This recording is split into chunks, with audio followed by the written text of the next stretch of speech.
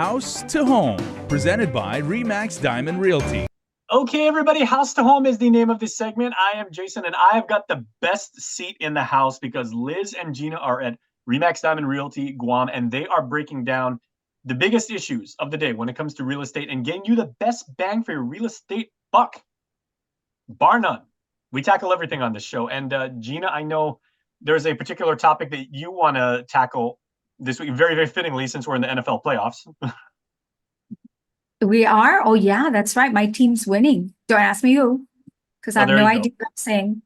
I don't know anything about football. I know it's football, but that's it.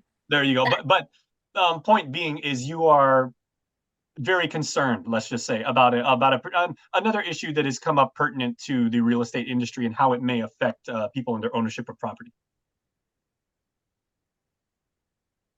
In reference to what we talked about the preservation, the Guam Historical Preservation Office. Yeah. So give us a little bit of context in like maybe 30 seconds and everything like that. What is the issue at hand?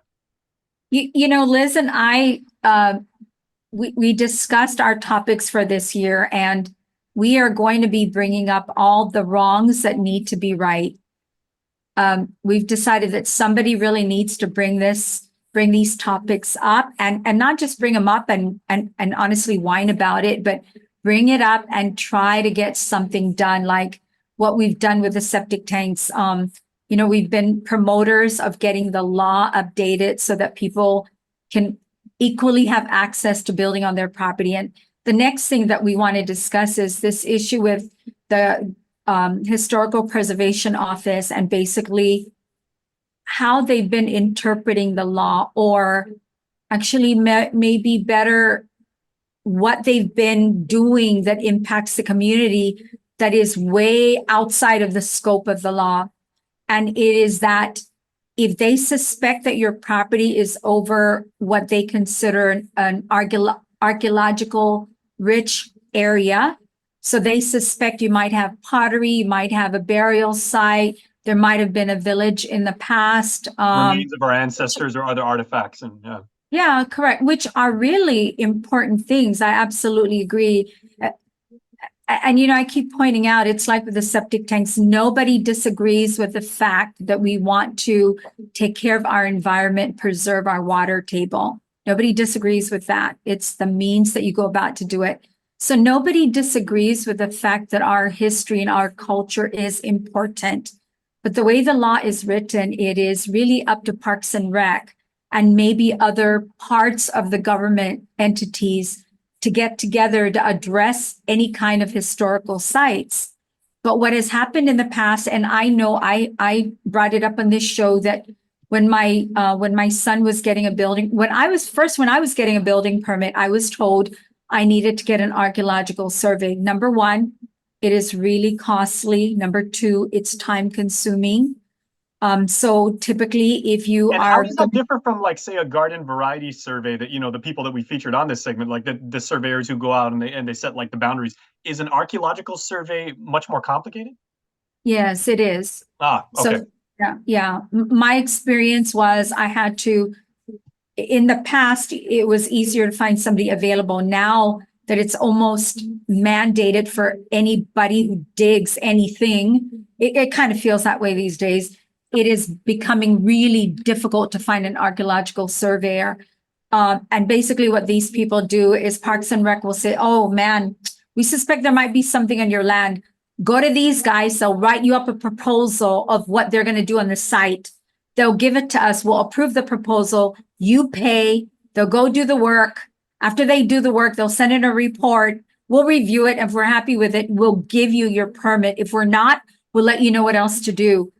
For my son's property, that whole, that process took me almost a year.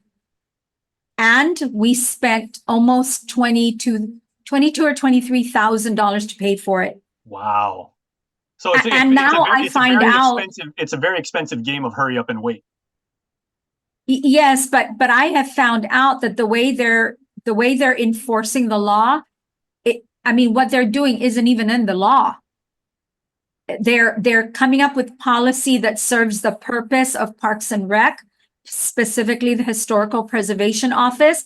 It serves their purpose because the law says they're responsible to preserve artifacts and remains, which is rightly so. But instead of taking the responsibility and taking it upon themselves to do what is necessary and proper to adhere to the law, they have been able and they've gotten away with pushing it on to the owners and saying, you pay for it and you do it. And I paid for it, I did it. So in your opinion, the onus should be on the agency to incur those costs to do that. Okay, Liz, your thoughts? Well, it states that first of all, they're supposed to get permission. And then second of all, it's at their cost, their dime. And from what we just recently gathered, there was a letter that went out that they should be checking with the Attorney General's office before they proceed, with their process of archaeological digs and the requirements of people to adhere to their guidelines. Now, we've heard stories from developers who spent over $30,000 and it was a 3-year process and they still have not gotten their building permit because they had to work with Parks and Rec. And that's an outright payment. That's not a deposit, or that's not like that's not collateral or anything that you get back.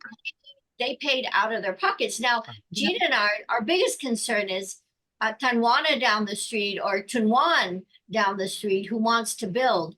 I mean, they can say that, yes, you're going to have to adhere to our guidelines. But the problem is they can't afford it. And all they want to do is build a home.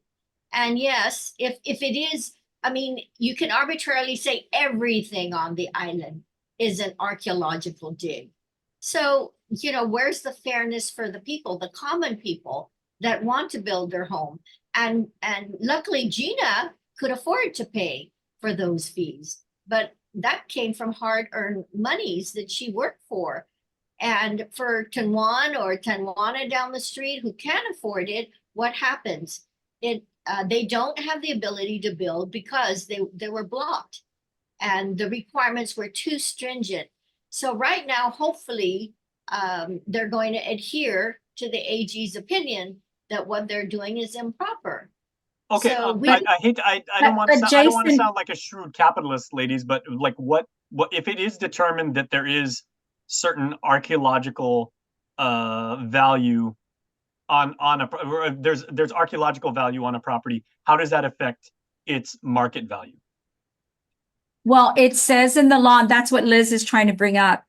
The law specifically says that Parks and Rec is responsible to remove the artifacts, but it also says that if it says, and they have a responsibility to reimburse the landowner. And I don't know, like if anything were ever found on my property, I don't need compensation. I want you to come and take it and preserve it, donate it to the University of Guam or something, put it at the Guam Museum, something. I don't need to be compensated, but our issue is not so much that our issue is not that process. Our issue is right. Parks and Rec, the process at Parks and Rec, they're using the fact that you need to get Parks and Rec to sign off on your building permit and your occupancy permit. They're using that process in the building code to basically strong arm you into paying for these reports, because when I went through the process, they basically said, well, if you don't want to do it, we're not going to be able to sign in your building permit.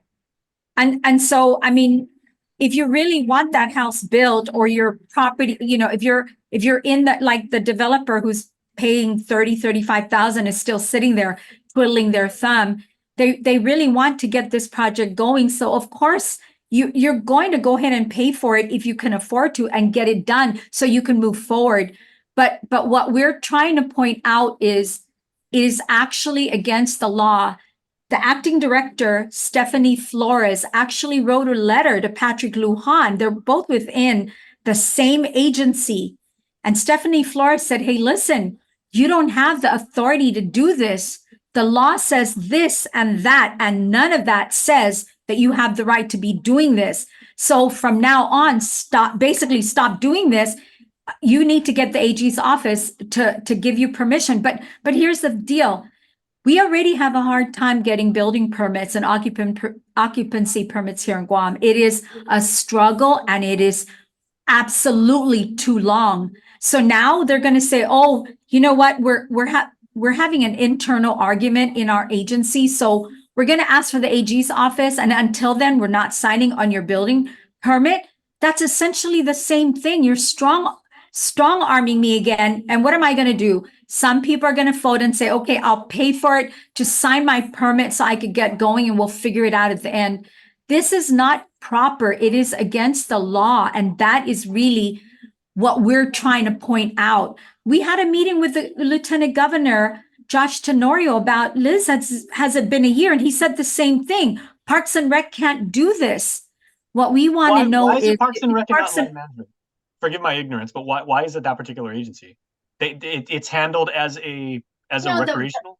I think the problem we're seeing is there's so many entities that have to sign off on your permit. And Parks and Rec happens to be one of them. And if they're requiring you to do an archaeological dig, then they can hold off on it. But hopefully with this letter from the acting director, that they'll stop doing what they're doing right now by inhibiting our ability to build homes. So hopefully they'll be signing off on these clearances based on, on that letter. So we just wanted to bring it to people's attention that people have suffered by having to pay the high fees, and those who could not pay stopped on their tracks. They're deadlocked. Ladies, let me hold your feet to the fire now, because we're indirectly bringing we're bringing this issue to light with the community at large, right? And we're indirectly speaking to the agencies in question right here. Have you guys had a direct audience with those agencies so that you can dialogue with them? Have you had that at this point? Well, I've been in there several times. Gina's been there because she's actively trying to get all these permits. But unfortunately, she still paid to get that done. Because Gina, you're like you said, this is your son is actually going through this, and with you as his mom, you yourself are experiencing the process. And we know a number of people as well out there. I mean, you can talk to even Kathy Scrow had an issue. She was trying to build something up in the South, and it's been a year. And even when they were doing the study or the digging, they were really intimidating her on what she needed to do. And then this letter comes out. So hopefully that triggered a different response.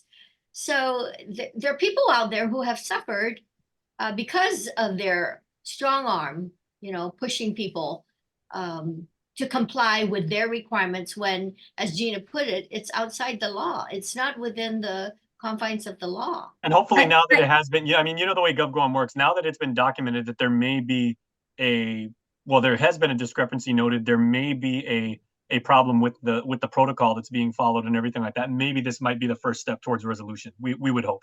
I think we're going to have to push this even further, because Jason, we met with the Lieutenant Governor a year ago. Yeah. He made it clear Parks and Rec should not be doing this. It's not within their privy. They don't have the authorization to do it, and it needs to stop.